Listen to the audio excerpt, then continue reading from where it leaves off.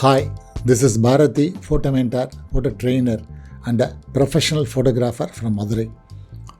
நம்ம இன்றைக்கி என்ன பார்க்க போகிறோம்னு கேட்டிங்கன்னா, DaVinci Resolve video editing software இருக்கு இல்லையா, அதில் வந்து 4K எடிட்டிங் பற்றி பார்க்க போகிறோம். நம்ம ஏற்கனவே சோனி கேமராவில் எப்படி 4K எடுக்கும்போது ப்ராக்ஸி செட் பண்ணுறது, அப்படி ப்ராக்ஸி செட் பண்ணிவிட்டு அந்த ப்ராக்ஸியும் ஒரிஜினல் 4Kயும் கொண்டு வந்து டைம்லைனில் வச்சு எப்படி வீடியோ எடிட் பண்ணுறது அப்படிங்கிறத பற்றி ஏற்கனவே வீடியோ பார்த்தோம். இந்த தம்ப்நெயிலை கிளிக் பண்ணிங்கன்னா அந்த வீடியோவை நம்ம பார்க்கலாம். ஆனால் இன்றைக்கி நம்ம பார்க்க போகிறது என்னன்னு கேட்டிங்கன்னா, நீங்கள் ப்ராக்ஸி செட் பண்ணல உங்கள் கேமராவில், டேரெக்டாக 4K மட்டும் எடுத்துகிட்டு வந்துடுறீங்க. ஏன்னா மெமரி கார்டில் ஸ்பேஸ் பத்தலன்னு சொல்லிட்டு டேரெக்டாக 4K மட்டும் எடுத்துகிட்டு வந்துடுறீங்க. அதை வீடியோ எடிட்டிங் பிளாட்ஃபார்ம் வச்சு எப்படி பண்ணுறது அப்படின்னு பார்க்க போகிறோம். நம்ம டேரெக்டாக DaVinciக்குள்ள போயிடலாம். நம்ம வந்து இந்த வீடியோ எடிட் பண்ணுறதுக்கு முன்னாடி அதில் சில செட்டிங் பண்ண வேண்டியிருக்கு. என்னென்னு கேட்டிங்கன்னா, நம்ம கீழே செட்டிங் போயிடுவோம். ஃபஸ்ட்டு பாருங்கள், நம்ம என்ன பண்ணியிருக்கோம் கேட்டிங்கன்னா 4K ரெசல்யூஷன் வச்சுருறோம். டைம்லைனில் 24 ஃப்ரேம் பர் செகண்ட் வந்து என்னோடய வீடியோ டைம்லைன் வச்சுருக்கேன். நான் 24ங்கிறது 23.976 வச்சுருக்கேன். இதுதான் வைக்கணும்னு அவசியம் இல்லை. உங்களுக்கு என்ன ஃப்ரேம் பர் செகண்ட் வேணுமோ நீங்கள் அந்த ஃப்ரேம் பர் செகண்ட் நீங்கள் செட் பண்ணிக்கோங்க. அதுக்கடுத்து கீழே வந்தீங்கன்னா இந்த செட்டிங் கொஞ்சம் செட் பண்ண வேண்டியிருக்கு. என்ன பண்ணலான்னு கேட்டிங்கன்னா, ஃபஸ்ட்டு இந்த ப்ராக்சிமீடியா ரெசல்யூஷன் இருக்குதுங்களா, அது வந்து ஆட்டோமேட்டிக்கில் இருக்குது. அதை நான் என்ன செய்கிறேன், குவார்ட்டர் வச்சிட்றேன். அடுத்து ப்ராக்சிமீடியா ஃபார்மேட் இருக்குது பார்த்தீங்களா, அதை அப்படியே விட்டுறேன். ஆப்டிமைஸ் மீடியா ரெசல்யூஷன் இருக்குது பார்த்தீங்களா, அது வந்து சூஸ் ஆட்டோமேட்டிக்கில் இருக்குது. அதுலேயும் உள்ள போய் என்ன செய்கிறேன், குவார்ட்டராக மாற்றிடுறேன். மற்ற ரெண்டையும் அப்படியே ஆசிட்டிஸ் வச்சிட்றேன்.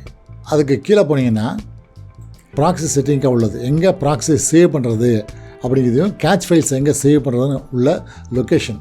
நார்மலாக இது வந்து உங்கள் சீலேயே வந்து உட்காரும். சீலேயே வந்து செய்யும், அதுவாக ஒரு ஃபோல்டர் போட்டு அதில் தான் உட்காரும். உங்கள் சீல வந்து நிறைய ஸ்பேஸ் இருக்குது. மினிமம் ஒரு 1 GB உங்களுக்கு ஸ்பேஸ் இருந்துச்சுன்னா நீங்கள் அதை அப்படியே விட்டுலாம். உள்ள உங்களுக்கு சீல 1 GB ஸ்பேஸ் இல்லை அப்படின்னா இந்த 4K ப்ராக்ஸி பண்ணால் சீல கொண்டு வைக்க இல்லையா, அப்போ நீங்கள் என்ன செய்யணும், தனியாக ஒரு ஹார்ட் டிஸ்கில் அதை டிஃபைன் பண்ணணும். அப்போ தான் நமக்கு சேஃப் லெட்டர் ரன் ஆகாது. திரும்பி ஃபுல்லாகி முட்டி நின்றுடும். நீங்கள் வீடியோ போட்டு ப்ராக்ஸி கொடுத்தோன்னு செய்யும், பூரா முட்டி ரெட் ஆகிரும், உங்களுக்கு ரன் ஆகாது, ரொம்ப தகராறு பண்ணும். அப்போ அந்த கண்டிஷனில் மட்டும் என்ன பண்ணலான்னு கேட்டிங்கன்னா, ஃபஸ்ட் இந்த ப்ராக்ஸி ஜென்ரேஷன் லொக்கேஷன் இருக்குது இல்லையா, அதை ப்ரௌஸ் பண்ணுறேன். இதை ப்ரௌஸ் பண்ணி உங்களுக்கு எங்கே தேவையோ அங்கேன்னு சேவ் பண்ணிக்கங்க. இப்போ நான் என்ன செய்கிறேன், டேரெக்டாக போய் நான் உங்களுக்கு காட்டுறதுக்காக ஒரு லொக்கேஷன் கொடுக்குறேன். சரியா, போயிட்டு என்ன செய்கிறேன், பாரதியில் OBSயில் நான் DaVinciன்னு சொல்லி ஒரு ஃபோல்டர் போட்டு வச்சுருக்கேன். அந்த ஃபோல்டரை எனேபிள் பண்ணிவிட்டு அப்படியே செலக்ட் கொடுத்துறேன். இப்போ என்ன பண்ணியிருக்கு, அது வந்து நான் சொன்ன லொக்கேஷனில் போய் என்ன பண்ண போகுது, ப்ராக்ஸியை கொண்டு வைக்க போகுது. அதுக்கடுத்து கேட்ச் ஃபைல்ஸ் இருக்கு இல்லையா, அதையும் என்ன செய்கிறேன், ப்ரௌஸ் பண்ணிவிட்டு அதே லொக்கேஷன் போயிடுறேன். நீங்கள் அதே லொக்கேஷன் தான் போன அவசியம் இல்லை, உங்களுக்கு 2 டிஃப்ரெண்ட் லொக்கேஷன்ஸுக்கு வேணால் நீங்கள் கொடுத்துக்கலாம். அதே DaVinciயில் போய் கொடுத்துறேன். இப்போ இந்த கண்டிஷனில் அப்படியே சேவ் கொடுங்க. இப்போ இந்த டைம்லைனில் எல்லாமே சேவ் ஆகிடுச்சு, நீங்கள் வச்சுருந்த எல்லாமே சேவ் ஆகிடுச்சு. இப்போ நீங்கள் என்ன செய்யுங்க, ஒரு 4K ஃபைலை உள்ளே கொண்டு வாங்க. நான் ஒரு 4K ஃபைல் கொண்டு வரேன். என்னோடய மீடியா போல் கொண்டு வந்து ட்ரா பண்ணிட்டேன். இப்போ அது என்ன கேட்குது, நான் எடுத்துருக்க வந்து 60 ஃப்ரேம் பர் செகண்ட் எடுத்திருக்கேன். ஆனால் இங்கே 24 ஃப்ரேம் பர் செகண்ட் தான் டைம்லைன் ஓப்பன் பண்ணியிருக்கேன். அப்போ நான் ஃப்ரேம் ரேட்டை மாற்ற வேண்டாமா, சேஞ்ச் பண்ண வேண்டாமான்னு கேட்குது.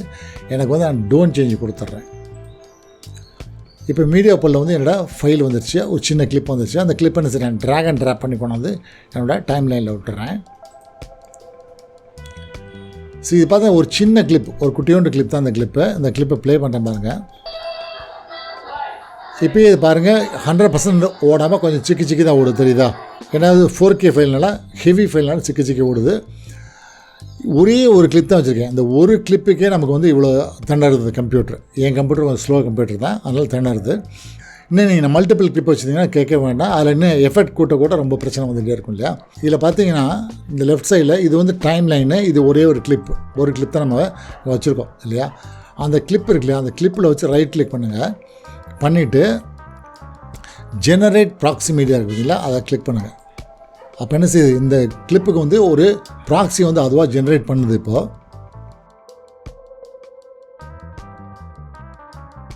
இப்போ ஜென்ரேட் பண்ணி முடிச்சிருச்சு. நம்ம என்ன பண்ணலாம், இதை மினிமைஸ் பண்ணிவிட்டு நம்ம லொக்கேஷன் போவோம். எங்கே போகிறோம், இந்த ப்ராக்ஸி வச்சுருந்தோம்ல அந்த லொக்கேஷன் போவோம். இப்போ பாருங்கள், ஒரு ப்ராக்ஸி ஃபைல் வச்சுருக்கேன், அதை எனேபிள் பண்ணுறேன். இதை சைஸ் பாருங்கள், 272 MB இருக்குது. இது என்னோடய ஒரிஜினல் ஃபைலுக்கு போகிறேன் நான். இப்போ பாருங்கள், இது வந்து 576 MB இருக்குது, சரிதா? அப்போ பாதியாக வந்து அந்த ஃபைல் வந்து ப்ராக்ஸியை குறைச்சிருச்சு. டேரெக்டாக DaVinciயில் போயிட்டு இப்போ உங்களுக்கு காட்டுறதுக்கு என்ன பண்ணுறேன், இந்த டைம்லைனில் இருக்கக்கூடியதை டெலீட் பண்ணிடுறேன். ஒரிஜினல் ஃபைலையும் நான் டெலீட் பண்ணிடுறேன். டெலீட் பண்ணிவிட்டு இப்போ என்ன பண்ணுறேன், எங்கே நான் ப்ராக்ஸி இருந்துச்சோ அந்த ப்ராக்ஸிக்கு போகிறேன். இதான் நான் ப்ராக்ஸி வச்ச லொக்கேஷன். அந்த ப்ராக்ஸி நான் அப்படியே இழுத்து கொண்டாந்து என்னோடய ஃபைலில் விட்டுறேன். இப்போ பாருங்கள் ப்ராக்ஸி வந்துருச்சு. இதை டைம்லைன் இழுத்து விட்டுறேன். இப்போ அதை நான் ப்ளே பண்ணுறேன் பாருங்கள். ஏன்னா ப்ராக்ஸி சின்ன ஃபைலெலாம் இப்போ ஸ்மூத்தாக ஃபைல் ஆகுது. நம்ம என்ன பண்ணலாம் இன்னும் இல்லைன்னா கலர் கரெக்ஷன் எதுவுமே பண்ணலை. ஃபஸ்ட்டு நம்ம என்ன செய்யலாம், இதுக்கு கலர் கரெக்ட் பண்ணிக்குவோம். அப்போ எனேபிள் பண்ணிவிட்டு என்னோடய கலர் பேஜ் போகிறேன். அதில் என்ன பண்ணுறேன், ஒரு 2 நோடு எக்ஸ்ட்ரா போடுறேன். நீங்கள் ரைட் கிளிக் பண்ணிவிட்டு ஆட் நோடில் போய்ட்டு ஆட் சீரியல் நோடு கொடுத்தீங்கன்னா ஒரு நோடு வந்துடும். அல்லது ஆல்ட் எஸ் போட்டாலும் உங்களுக்கு ஒரு நோடு வந்துடும். ஸோ அந்த நோடு வந்ததுக்கப்புறம் இதில் என்னோடய லட்ஸை ஃபஸ்ட்டு அப்ளை பண்ணுறேன். நான் ரால் எடுத்திருக்கேன். அப்போ என்ன பண்ணுறேன், கலர் ஸ்பேஸ் ட்ரான்ஸ்ஃபார்ம் கொண்டு வந்து உள்ளுக்குள்ளே விட்டுறேன். நான் டீட்டெயில்டாக லட்ஸ் அப்ளை பண்ணுறதுக்காக கலர் ஸ்பேஸ் ட்ரான்ஸ்ஃபார்ம் யூஸ் பண்ணுறேன். அல்லது நீ என்ன பண்ணலாம், ரைட் கிளிக் பண்ணி டேரெக்டாக லட்ஸை அப்ளை பண்ணிடலாம். இப்போ என்ன பண்ணுறேன், உள்ளே போயிட்டு என்னோடய இன்புட் கலர் ஸ்பேஸ் இருக்கு இல்லையா, அதை S gamut 3, input gamma S log 3, output rec 70 international standard of display. அடுத்து இது டிஸ்பிளே, இது ப்ராட்காஸ்ட் குவாலிட்டி. ஸோ இது அப்ளை பண்ணால் எனக்கு இந்த இடத்துல கலர் வந்துடுச்சு. ஒருவேளை கலரை நான் ஃபர்தராக ட்ரீட் பண்ணான்னு சில எனேபிள் பண்ணிவிட்டு அடுத்து ஒயிட் பேலன்ஸ் என்ன பண்ணுறேன், கொஞ்சம் கரெக்ட் பண்ணிக்கிறேன். ஸோ இந்த ஒயிட் பேலன்ஸ் கரெக்ஷன்லாம் உங்களுக்கு காட்டுறதுக்காக நான் பண்ணுறேன். தவிர ரொம்ப பக்காவாக பண்ணுறேன்னா பக்காவாக பண்ணலை. ஸோ உங்களுக்கு தேவையான அளவுக்கு நீங்கள் பண்ணீங்க, காட்டுறதுக்காக பண்ணுறேன். ஸோ அதுக்கடுத்து என்ன பண்ணுறேன், கம்ப்யூட்டர் ஓவர்லோட் பண்ணுறதுக்காக இதை எடுத்துகிட்டு டீநாய்ஸ் அப்ளை பண்ணுறேன். டீநாய்ஸ் இதில் அப்ளை பண்ண வேண்டிய அவசியம் இல்லை. இருந்தாலும் கம்ப்யூட்டர் ஓவர்லோட் பண்ணுறதுக்காக டீநாய்ஸ் பண்ணுறேன். டீநாய்ஸ் எங்கே இருக்குன்னு கேட்டிங்கன்னா, இதை பொறுத்தவரை டீநாய்ஸ் இந்த இடத்துல இருக்குது. அதை நான் கிளிக் பண்ணுறேன். இதை 5 கொண்டு வந்துடுறேன். ஹெவியாக கொடுக்குறது 5 கொண்டு வந்துடுறேன். இந்த ஃபாஸ்டர் இருக்கு இல்லையா, அதை பெட்டர் கொண்டு போயிடுறேன். இந்த ஃபாஸ்டரையும் பெட்டர் கொண்டு போயிடுறேன். இந்த ஃபாஸ்டரையும் பெட்டர் கொண்டு போயிடுறேன். ஏன்னா கம்ப்யூட்டர் பர்பஸாக நான் ஓவர்லோட் பண்ணுறேன். அப்போ நான் என்ன பண்ணிட்டோம், லட்ஸ் அப்ளை பண்ணிட்டோம், கலர் பேலன்ஸ் அப்ளை பண்ணிட்டோம், டீநாய்ஸ் அப்ளை பண்ணிட்டோம். ஒரு வேளை எனக்கு இல்லை டெப்த்தை நான் அப்ளை கரெக்ட் பண்ண நினைக்கிறேன்னு வச்சுக்கோங்க. இதில் கண்ட்ரோல் பண்ணிட்டு என்ன பண்ணுறேன், டெப்த்தையும் கொஞ்சம் கூட்டி குறைச்சிக்கிறேன். கொஞ்சம் பிளாக் லெவலில் கூட்டிக்கிட்டு உங்களுக்கு காட்டுறதுக்காக கொஞ்சம் ஹைலைட் கொஞ்சம் கூட்டிக்கிறேன், எக்ஸ்போஷர் கூட்டிக்கிறேன். இப்போ நீங்கள் இந்த மாதிரி கூட்டும்போது நீங்கள் பார்க்க வேண்டிய ஒரே விஷயம் என்ன கேட்டிங்கன்னா, இந்த ரைட் சைடில் இருக்கக்கூடிய ஸ்கோப் இருக்கு இல்லையா, இது ஒரு முக்கியமான ஒரு ப்ளே பண்ணக்கூடிய விஷயம். இதில் என்னென்னு கேட்டிங்கன்னா, மேலே 1023 இருக்குங்களா, அது ஹைலைட்டை குறிக்கக்கூடியது, 0 பிளாக் லெவலில் குறிக்கக்கூடியது. உங்கள் ஃபைல் என்ன செய்யக்கூடாது, இந்த பிளாக் கலரில் போய் கீழே முட்டி கிளிப் ஆகக்கூடாது, மேலே போய் ஹைலைட்டுக்கு முட்டியும் கிளிப் ஆகக்கூடாது. அப்படி இருந்தால் தான் அது கரெக்டான ஃபைலு. ஸோ இந்த வேவ் லங்க், இந்த வேவ் ஃபார்ம் இருக்குல்லையா, அது ஹிஸ்டோகிராம் மாதிரி. இந்த வேவ் ஃபார்மை பார்த்து நீங்கள் எடிட் பண்ணிங்கன்னா ரொம்ப பக்காவாக இருக்கும். உங்களுக்கு காட்டுறதுக்கு என்ன பண்ணுறேன், இப்போ ஹைலைட்டை மட்டும் கூட்டுறேன் பாருங்கள். மேலே ஹைலைட் போய் முட்டுது பார்த்தீங்களா, இப்போ ஹைலைட் பூரா பேர்ன் ஆயிடுச்சு. அதே இப்போ கீழே வரேன், இப்போ கருப்பு பூரா கீழே போய் முட்டி பேர்ன் ஆகுது. அப்போ ரெண்டுமே இல்லாத அளவுக்கு நீங்கள் இந்த வேவ் ஃபார்ம் இருக்குல்ல, அதை பார்த்து நீங்கள் கரெக்ட் பண்ணிக்கலாம். ரெண்டுக்கு நடுவில் இருக்கிற வரைக்கும் உங்களுக்கு படம் கிளிப் ஆகாது, பிளாக்கும் கிளிப் ஆகாது, ஹைலைட்டும் கிளிப் ஆகாது. ஸோ இந்தளவுக்கு நான் வச்சுட்றேன்.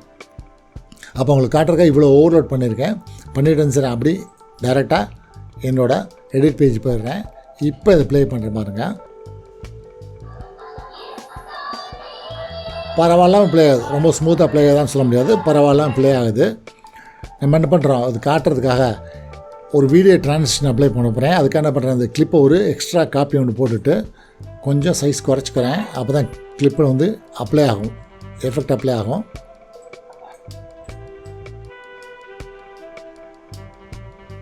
இது ரெண்டுக்கு நடுவில் என்ன பண்ண போகிறேன், இப்போது ஒரு வீடியோ டிசால்வ் கொண்டு வச்சிட்றேன். அப்புறம் ரெண்டுக்கு நடுவில் கொண்டு வச்சிட்டேன். இப்போ ப்ளே பண்ணி பார்த்தா அந்த இடத்துல டிசால்வ் இருக்கும். ரிசால்வ்ல இது எல்லாமே நான் உங்களுக்கு காட்டுறதுக்காக வைக்கிறேன் தவிர இதைத்தான் அப்ளை பண்ணணும், இதுதான் சரின்னு சொல்ல வரல. உங்களுக்கு காட்டுறதுக்காக வேறு ஒரு விஷயத்தில் அப்ளை பண்ணி காட்டுறேன். அப்போ 2 கிளிப் வச்சுருக்கோம், 2 கிளிப்லேயும் என்ன பண்ணிட்டோம், அந்த இதை அப்ளை பண்ணி முடிச்சிட்டோம்.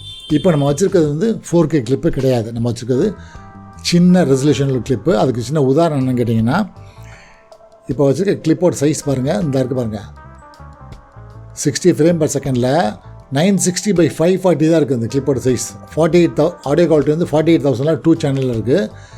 60 ஃப்ரேம் பர் செகண்ட் இருக்குது. ஆனால் ரெசல்யூஷன் 960x540 தான் இருக்குது. ஏன்னா அவ்வளோக்கு இது கம்ப்ரஸ்ட் குவாலிட்டி தான், அது ஆட்டோமேட்டிக்காக ப்ராக்ஸி ரெடி பண்ணி இருந்துச்சு கம்ப்யூட்டரே. இப்போ நம்ம எடிட்டிங்லாம் முடிச்சிட்டோன்னு வச்சுங்க, நீங்கள் ஆடியோ வச்சுக்கோங்க, எடிட் பண்ணுங்கள், உங்களுக்கு என்னெல்லாம் தேவையான அப்புறம் பக்காவாக எடிட் பண்ணி முடிச்சுருங்க. எடிட் பண்ணி முடித்ததுக்கப்புறம் இந்த கிளிப் இருக்குது பார்த்தீங்கன்னா, கிளிப்பில் வச்சு ரைட் கிளிக் பண்ணுங்கள். ரைட் கிளிக் பண்ணிவிட்டு லிங்க் ஃபுல் ரெசல்யூஷன் மீடியா இருக்குல்ல, அதை கிளிக் பண்ணுங்கள். இப்போ எந்த ரெசல்யூஷன் கேட்குது, இந்த ஒரிஜினல் ஃபைல் இருந்துச்சு பார்த்தீங்களா, அந்த ஒரிஜினல் ஃபைலுக்கு போயிருங்க.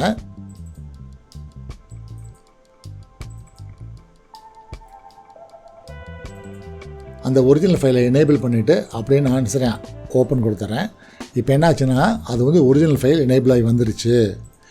இப்படி வந்ததுக்கப்புறம் திரும்பி எடிட் பண்ணிடாதீங்க தயவுசெய்து. இப்போ ஒரிஜினல் ஃபைல் எனேபிள் ஆகிடுச்சுன்னா எப்படி தெரியும்னு கேட்டிங்கன்னா, இந்த இருக்குது பார்த்தீங்களா, அதே 60 ஃப்ரேம் per செகண்டில் இப்போ 3840/2160 வந்துருச்சா, முதல்ல இருந்ததோட டபுள் ஆகிடுச்சா.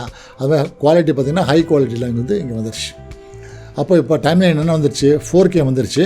இதை நீங்கள் வேணால் ப்ளே பண்ணி பார்க்கலாமே தவிர இதை வந்து நீங்கள் என்ன செய்ய ட்ரை பண்ணாதீங்க, இதை ஃபர்தராக எடிட் பண்ண ட்ரை பண்ணாதீங்க. இப்போ என்ன செய்யலாம், ரொம்ப சிம்பிள். நமக்கு என்ன பண்ணணும், இதை அப்படியே ரெண்டர் பண்ணணும். இதுதான் அவுட்புட் அண்ட் ரெண்டரிங்கில் உள்ள பேஜு. அந்த பேஜில் போயிட்டு ஃபஸ்ட்டு என்ன செய்கிறோம்,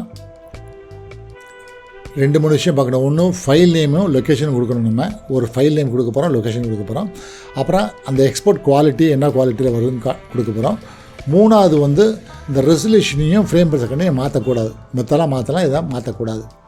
இப்போ என்ன பண்ணுறேன், அன்டைட்டில்டாக இருக்கு இல்லையா, அதை போய் நான் ப்ரௌஸ் பண்ணி எங்கே கொடுக்குறேன்னு கேட்டிங்கன்னா, அதே எங்கே நான் வச்சுருந்தேனோ அதிலே போய் என்ன செய்கிறேன், ஒரு ஃபைல் நேம் கொடுக்குறப்ப 0001 கொடுத்துட்றேன். கொடுத்துட்டு சேவ் கொடுத்துட்றேன். இப்போ குவிக் டைம் பிளேயர் இருக்கு இல்லையா, அந்த குவிக் டைமுக்கு தான் என்ன செய்கிறேன், நான் வந்து MKVன்னு மாற்றுறேன். MKV தான் 4K உள்ளது, MKV மாற்றுறேன். இந்த 264 இல்லாமல் வேறு ஏதாவது இருந்துச்சுன்னா நீங்கள் 264 மாற்றிக்கங்க. இப்போ ஆட் ரெண்டர் டு கியூ கொடுக்குறேன்.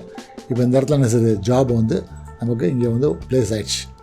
அந்த ஜாப் நம்ம என்ன பண்ணோம், அப்படியே டைரெக்டாக ரெண்டர் கொடுக்க போகிறோம். இப்போ ரெண்டர் கொடுத்துட்றேன். என்ன பண்ணுது, இப்போ ரெண்டர் பண்ண ஆரம்பிச்சிருச்சு. இதில் பார்த்தீங்கன்னா ரெண்டரிங் வந்து எங்கேனா இந்த இடத்துல ரெண்டரிங் ஓடிக்கிட்டு இருக்குது பார்த்தீங்களா, இந்த இடத்துல ரெண்டரிங் ஓடிக்கிட்டு இருக்கு. ரெண்டரை பண்ணி முடித்தோன்னே பார்த்தீங்கன்னா நீங்கள் வச்சுருக்க லொக்கேஷனில் உங்களுக்கு 4Kயில் வந்து ஒரு அவுட்புட் கிடச்சிடும். அப்போ எப்போல்லாம் நீங்கள் கம்ப்யூட்டர் வந்து ப்ராக்ஸி செட் பண்ணி எடுக்காமல் வந்துடுறீங்களோ அப்போ என்ன செய்யலாம்னு கேட்டிங்கன்னா, உங்கள் வீடியோ டைம்லைனில் வச்சுட்டு நீங்கள் ப்ராக்ஸி ஜென்ரேட் பண்ணிக்கலாம். இந்த வீடியோ உங்களுக்கு பிடிச்சிருந்துச்சுன்னா என்னோடய சேனலை சப்ஸ்கிரைப் பண்ணுங்கள். பக்கத்தில் இருக்கிற பெல் பட்டன் அமைக்க வைங்க. முக்கியமாக உங்கள் ஃப்ரெண்ட்ஸ் கூட அந்த வீடியோவை ஷேர் பண்ணுங்கள். மீண்டும் சந்திக்கும் வரை நன்றி, வணக்கம்.